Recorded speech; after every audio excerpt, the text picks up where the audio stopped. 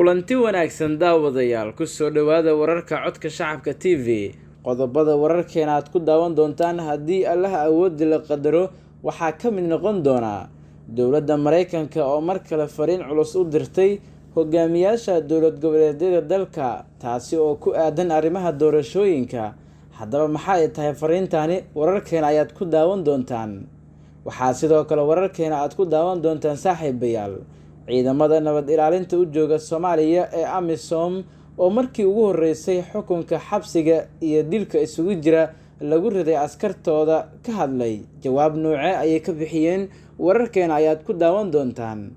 waxaa sidoo kale wararkeena aad ku daawan doontaan kooxda maleeshiyaadka Al-Shabaab oo jab xoogan lagu gaarsiiyay dagaal ka dhacay degmada Baraawe ee gobolka Shabeellaha Hoose.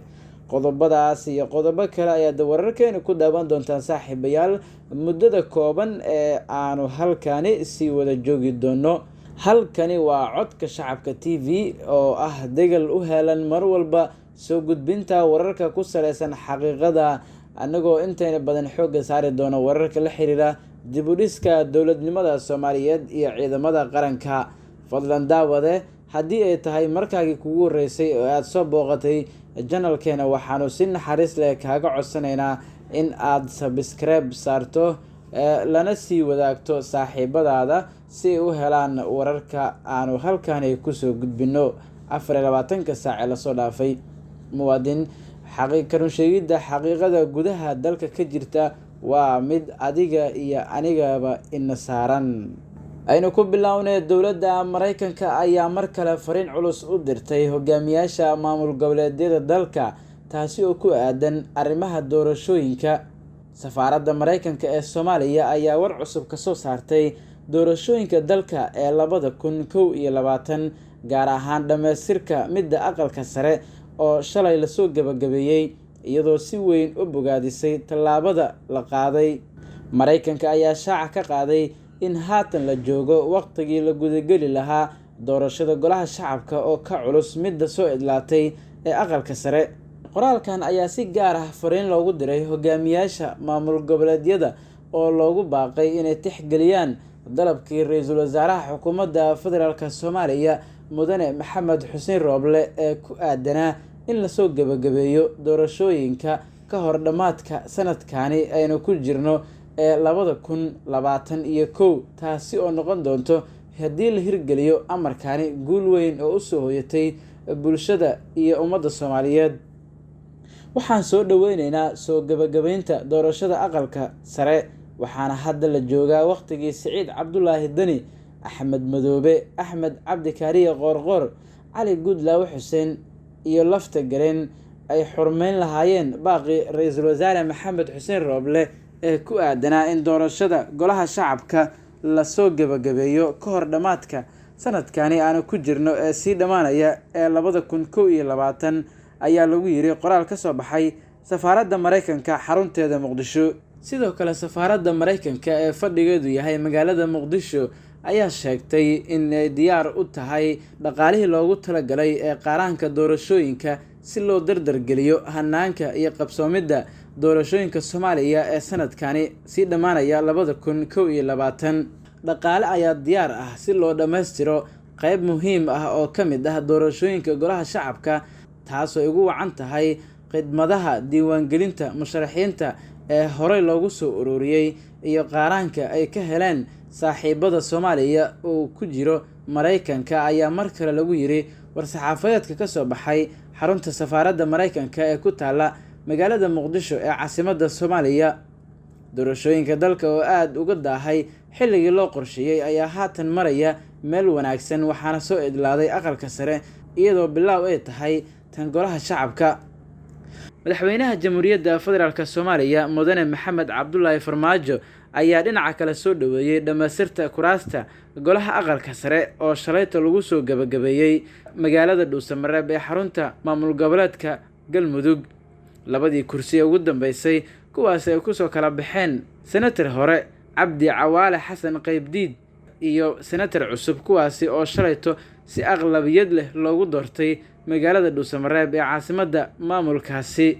madaxweyne Farmaajo ayaa sidoo kale u rajeeyay maamul goboleedyada oo dhan inay gudagalaan bilaabidda doorashada kuraasta golaha shacabka oo iyana la filayo inay dhowaan si rasmi ah uga bilaabato xarumaha dowlad goboleedyada dalka.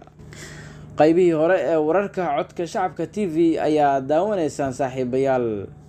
ciidamada nabad ilaalinta u jooga Soomaaliya ee AMISOM ayaa markii ugu horeysay ka hadlay xukunka xabsiga iyo dilka isugu jira ee lagu riday saraakiil iyo askar ka tirsan. AMISOM ayaa markii ugu horeysay si rasmi ah u xaqiijisay in dil toogasho ah lagu xukumay askar ka tirsan howlgalka ka soo jeeda dalka Uganda kadib markii ay maxkamad military ku mareen magaalada Muqdisho. war-saxaafadeed ka soo baxay AMISOM ayaa lagu sheegay in maxkamadeynta oo socotay 2 ilaa 12 November ay 5 askari ay ku heshay in ay ku lug lahaayeen dilka shacab Soomaaliyeed loogu geystay deegaanka Golweyn ee gobolka Shabeellaha Hoose 10 Agoosto ee sanadkani. 2 ka mid ah askarta ayaa dil toogasho lagu xukumay halka 3 kalena ay wajahayaan min 39 sano oo xabsi ah. war-saxaafadeedka ayaa intaasi ku daray in askarta la xukumay loo celin doono dalkooda Uganda si halkaasi loogu fuliyo xukunka lagu riday. askar ahaan waxaa mas'uuliyad naga saaran ilaalinta nolosha iyo hantida howlgalkeena Soomaaliya. waa inaan wiiqnaa al-shabaab iyo kooxaha hubeysan sida aan midaasi u sameyno. waa inaan ilaalinaa shacabka, taasina waxa ay ku caddahay xeerkeena howlgalka. waxaa sidaas yiri taliyaha qaybta Uganda iyo taliyaha qaybta koowaad ee ciidanka AMISOM General Don Nabas. taliyaha guud ee ciidamada AMISOM Diamond Nigedeya ayaa isna sheegay inay xaqiijin doonaan in sida ugu adag ay ugu hoggaansamaan waajibaadka saaran inay baacsadaan sidii ay u wiiqi lahaayeen awoodda al-shabaab. hase yeeshee hadalka ka soo baxay AMISOM ayaa waxaa ku jira jumlad shaki badan dhalisay oo ah in askarta la xukumay loo celin doono dalka Uganda halkaasi oo xukunkooda lagu fulin doono. waxaa markii hore la rumaysanaa in askarta lagu toogan doono magaalada Muqdisho, balse warka AMISOM ka soo baxay waxa uu xukunkani u ekeysiyey mid dab ahaanshihiisa ay adag tahay in la xaqiijiyo. arrintan isweydiinta mudan ayaa ah yaa xaqiijin doono in xukunkaasi la fuliyey iyo in kale haddii aanu noqon mid ka dhaca meel fagaaro ah taasi oo aysan badnayn. xukunkani markii horeba ma aha mid lagu daminayay carada ka dhalatay dadkii lagu laayay Golweyn ee eheladooda ay muujiyeen karti aysan kiiskani uga aamusi karin ilaa ay ku guuleystaan xukunkani. haddii askarta la geeyo Uganda kadib Uganda war-saxaafadeed uun ku sheegto in la dilay askarta dembiga lagu helay yaa xaqiijin doona. waa su'aal isweydiin mudan oo ka dhex guuxaysa qof kasta oo muwaadin Soomaaliyeed ah kaasi oo ka damqanaya dhibaatada iyo dilka loo geystay walaalahooda dhibanayaasha ah. qaybihii dambe ee wararka codka shacabka TV ayaa haatana isla soo gaarnay daawadayaal.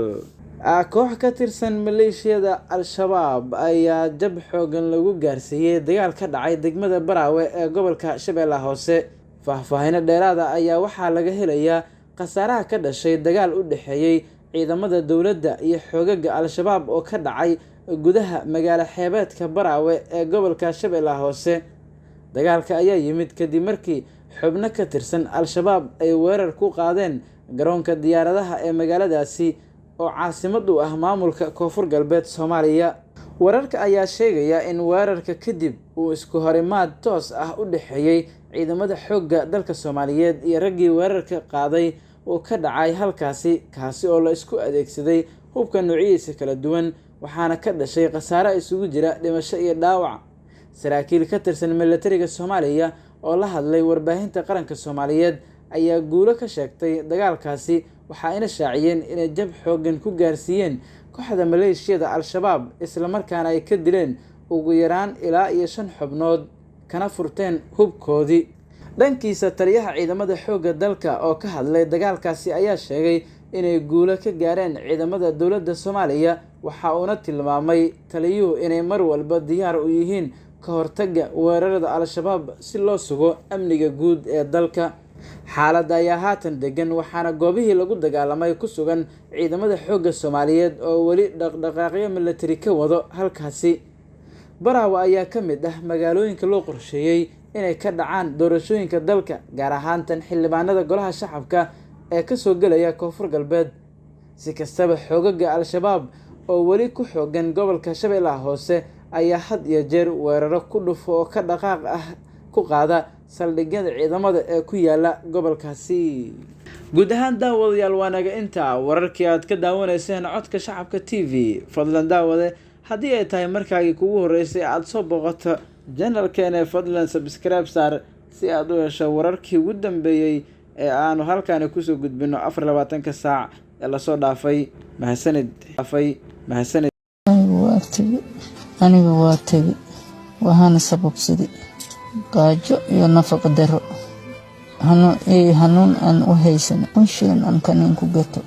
Anigoo sidaas ah ayaa haddana anigoo saas aruurtan isugaysa. Waxa ummadda Soomaaliyeed ka codsana, aniga waa tegay aruurta salii badbaadiyo si ay wax iigu taraan markaan qabriga galo. Walaalayaal, diin halii baro, una halii siiyo, halii tarbiyeeyo, dayacaad haliigu baxsho. Waxaan ahay aabe Soomaaliyeed, gaajo ima aluul ay hayso.